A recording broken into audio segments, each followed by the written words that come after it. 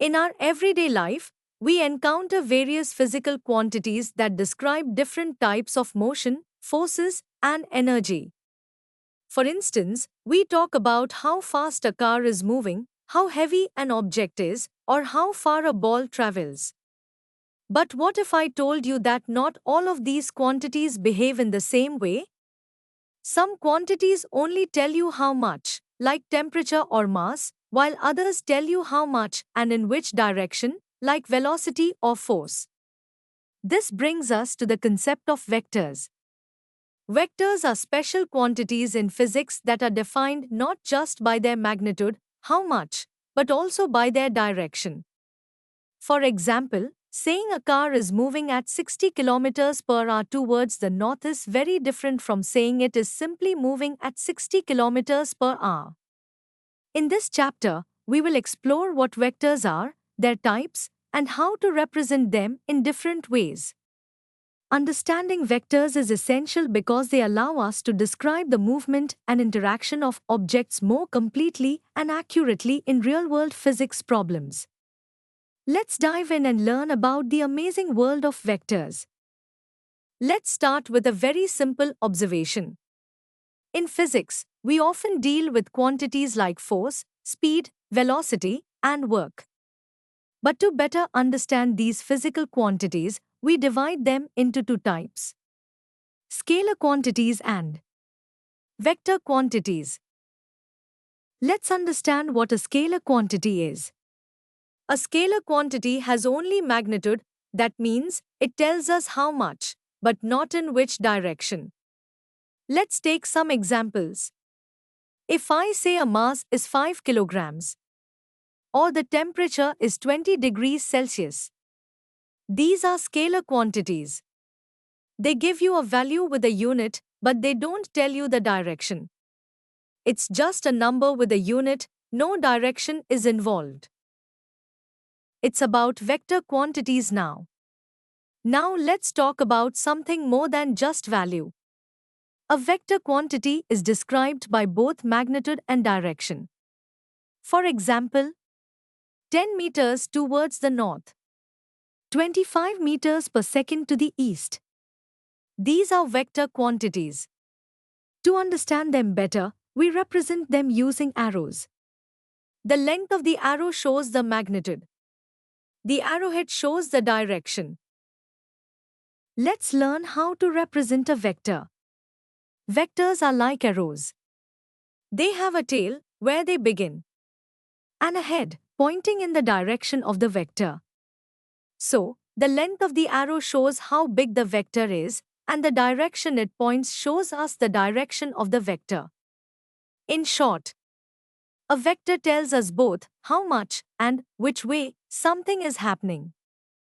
Now let's explore different types of vectors that you'll often come across in physics. Zero vector.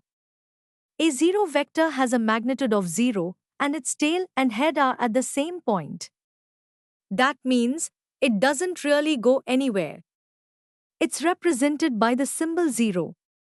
Since it has no length, its direction is considered indeterminate, undefined. Unit vector.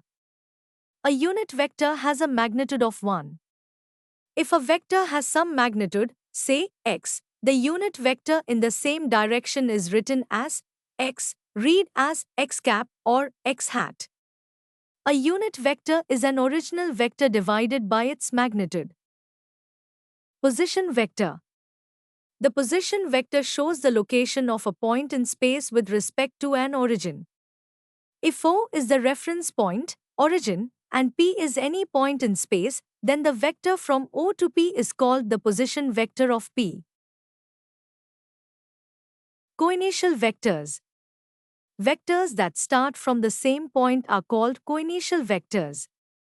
They may point in different directions, but all begin at the same location. Like and unlike vectors. If two vectors point in the same direction, they are called like vectors. If they point in opposite directions, they are called unlike vectors. Coplanar vectors.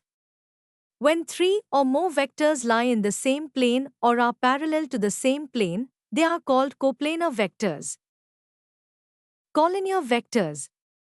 Vectors that lie along the same line or along parallel lines are called collinear vectors. They can have the same direction or opposite directions.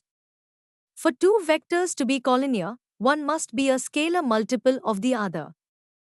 Example: if vector A is 2 times vector B, they are collinear even if they point in opposite directions. Equal vectors. Two vectors are said to be equal if they have the same magnitude and the same direction. Displacement vector. When a point moves from position A to position B, the vector from A to B is the displacement vector. It shows both the distance and the direction of the movement. As you can see in the graph that the vector OP and OQ are at a distance delta r, which is the difference between these two vectors, also known as displacement vector. Negative vector. If two vectors have the same magnitude but point in opposite directions, they are negatives of each other. For example, if vector A is equal to negative of vector B, it means they are equal in length but opposite in direction. Let's understand how a vector is written in the form of components. A vector is expressed in component form to show how much it acts along each coordinate axis. In 2 dimensions, we write a vector A as a I cap plus B j cap, where A is the component along the x-axis and B is the component along the y-axis. Here, I cap and j cap are the unit vectors in the x and y directions, respectively. In 3 dimensions, the same vector is written as a I cap plus B j cap plus C k cap, where C is the component along the z-axis and k cap is the unit vector in that direction. This way of writing vectors helps us easily perform operations like addition, subtraction, and even dot and cross products. Let's understand what magnitude of a vector signifies. The magnitude tells us how long or how large the vector is. It is written as A and read as mod A. The formula for the magnitude is A is equal to square root of A square plus B square plus C square. This formula is used when the vector has components in 3 dimensions. Let's understand unit vector a bit more. In a 3-dimensional coordinate system, the unit vectors I cap, j cap, and k cap are particularly significant. They represent unit vectors along the x, y, and z-axis, respectively, each having a magnitude of 1. These unit vectors form the basis for expressing any vector in 3-dimensional space. Unit vectors are denoted by this symbol and can be calculated using the formula. AE cap is equal to AE divided by magnitude of vector AE. The resulting unit vector has the same direction as AE but a magnitude of 1. Vectors can be written in 2 formats. Bracket form. If a vector is x, y, z, then the unit vector is x divided by square root of x square plus y square plus z square, y divided by square root of x square plus y square plus z square, z divided by square root of x square plus y square plus z square. Component form. It can also be written using I, j, and k as is equal to x divided by square root of x square plus y square plus z square multiplied by I cap plus y divided by square root of x square plus y square plus z square multiplied by j cap plus z divided by square root of x square plus y square plus z square multiplied by k cap. This form is very useful when dealing with vectors in physics and mathematics.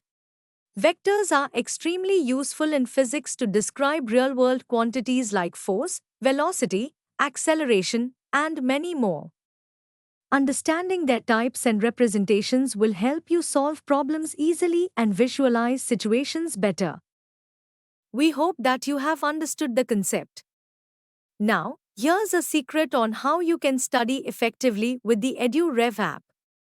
You can learn with chapter notes, watch video lectures, and solve JEE level MCQ tests of this chapter on EduRev. And that's not all. You also get amazing courses for mathematics and much more for your JEE preparation. Thank you.